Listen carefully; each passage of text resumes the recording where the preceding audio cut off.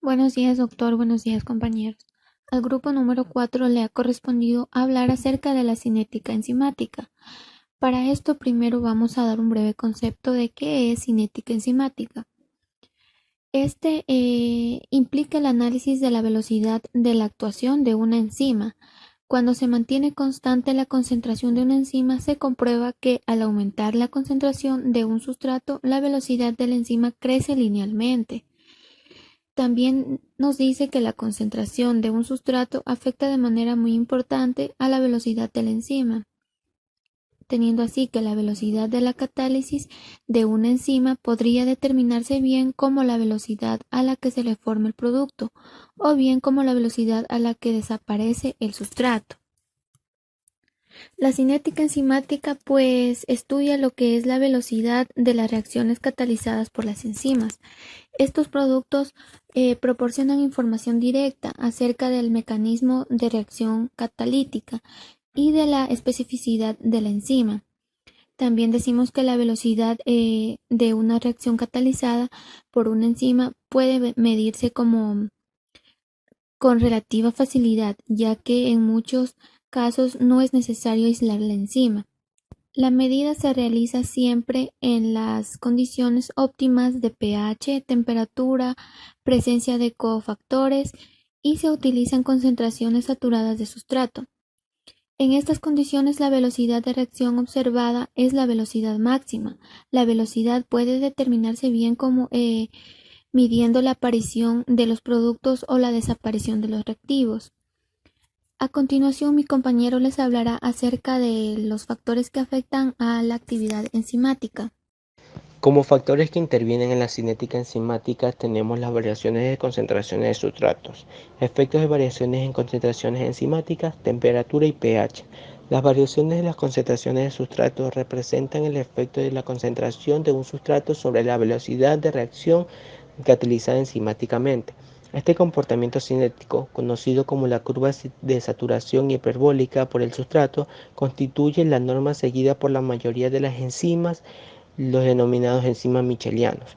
El efecto de la variación de la concentración en la enzima, de forma general, la velocidad de la reacción catalizada enzimáticamente es proporcional a la cantidad de enzima en cada mezcla de ensayo. Por ejemplo, en condiciones de concentraciones de azufre creciente hasta la saturación de pH y temperatura constante, se observa que la velocidad inicial crece con el azufre. El efecto de la temperatura sobre la actividad enzimática. La velocidad de una reacción varía al aumentar la temperatura, donde se representa una típica curva de actividad enzimática en relación a la temperatura. Tal dependencia refleja un doble efecto de la temperatura. En general, los aumentos de temperaturas aceleran las reacciones químicas. Por cada 10 grados Celsius de incremento, la velocidad de reacción se duplica. El pH. Las enzimas poseen grupos químicos ionizales en las cadenas laterales de los aminoácidos, como pueden ser carboxílicos, aminos, tioles. La actividad de una enzima se ve afectada por el pH al cual se lleva a cabo la reacción. La curva de actividad de pH puede ser diferente para cada tipo de enzima. En el caso más general, la curva tiene forma de campana. El valor del pH al cual la actividad máxima se denomina pH óptico. Dicho pH no tiene por qué coincidir con el pH intramolecular. Las reacciones que intervienen en dos más sustratos tenemos las que son reacciones de unión ordenada de los sustratos, en donde se observa en oxidaciones de sustratos con la coenzima nicotiamina adenin dinucleótido. Y el mecanismo ping-pong es una ruptura en la cadena polipeptídica con una proteasa tal como la tripsina. Buenos días, doctor compañeros. Voy a hablarles sobre el modelo cinético de Michaelis-Menten. Los estudios sistemáticos del efecto de la concentración inicial del sustrato sobre la actividad enzimática comenzaron a realizarse a finales del siglo XIX. Ya en 1882 se introdujo el concepto de complejo enzima-sustrato como intermediario del proceso de catálisis enzimática. En 1913, Leonard Michaelis y Maud Menten desarrollaron esta teoría y propusieron una ecuación de velocidad que explica el comportamiento cinético de las enzimas. Para explicar la relación observada entre la velocidad inicial y la concentración inicial del sustrato, Michaelis y Menten propusieron que las reacciones catalizadas enzimáticas ocurrieran en dos etapas. En la primera etapa se forma el complejo enzima-sustrato y en la segunda el complejo enzima-sustrato da lugar a la formación del producto liberando la enzima libre.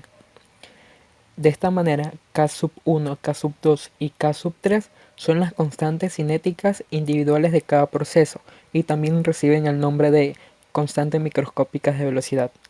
Según esto, podemos afirmar que B1 es igual a K1, que sería el enzima y el sustrato. Velocidad 2 igual a K2, que es el complejo enzima-sustrato, al igual que velocidad 3. A la expresión más conocida de la ecuación de Michaelis-Menten es velocidad igual a velocidad máxima, que es la concentración total de la enzima por el sustrato sobre K(m), que es la constante microscópica de la velocidad, más el sustrato. Hay enzimas que no obedecen la ecuación de Michaelis-Menten. Se dice que su cinética no es micheliana. Esto ocurre con las enzimas alostéricos, cuya gráfica no es una hipérbola, sino una sigmoide. En la cinética sigmoidea, pequeñas variaciones en la S es una zona crítica. Se traduce en grandes variaciones en la velocidad de reacción. Gracias. Voy a hablarles sobre las gráficas de cinética, enzimática e inhibidores. Existen dos tipos de inhibidores, los competitivos y los no competitivos, sobre la regulación enzimática. Los inhibidores competitivos afectan el progreso de la reacción al unirse a una enzima, por lo general en el sitio activo, y evitan que el sustrato real se una. En un momento dado, solo el inhibidor competitivo o el sustrato puede unirse a la enzima, no ambos. Es decir, el inhibidor y el sustrato compiten por la enzima. La inhibición competitiva actúa disminuyendo el número de moléculas de enzima disponibles para unirse al sustrato. Un inhibidor competitivo puede alcanzar en algún momento su velocidad máxima normal, pero se necesita de una mayor concentración de sustrato para alcanzarla. En otras palabras, la velocidad máxima no cambia, pero la concentración de sustrato aparentemente es mayor.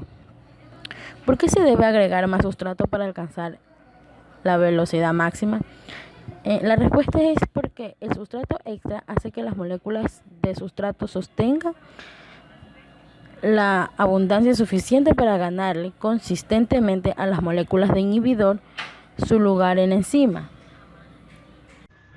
Los inhibidores no competitivos. Los inhibidores no competitivos no impiden que el sustrato se una a una enzima. De hecho, el inhibidor y el sustrato no afectan la unión del otro con la enzima en lo absoluto. Sin embargo, cuando el inhibidor se une, la enzima no puede catalizar su reacción para producir un producto. De esta forma, la inhibición no competitiva actúa reduciendo el número de moléculas funcionales de enzima que pueden realizar en la reacción. Con un inhibidor no competitivo, la reacción nunca puede alcanzar su velocidad máxima, sin importar cuánto sustrato le añadamos, debido a que un subconjunto de moléculas siempre estarán envenenadas por un inhibidor, por lo que reduce la concentración efectiva de la enzima. Sin embargo, la reacción alcanza la mitad de su nueva velocidad máxima en la misma concentración de sustrato, por lo que la concentración del sustrato no cambia. El hecho de que la concentración de sustrato cambie no refleja que el inhibidor no afecte la unión de la enzima con el sustrato, solo disminuye la concentración de la enzima utilizable.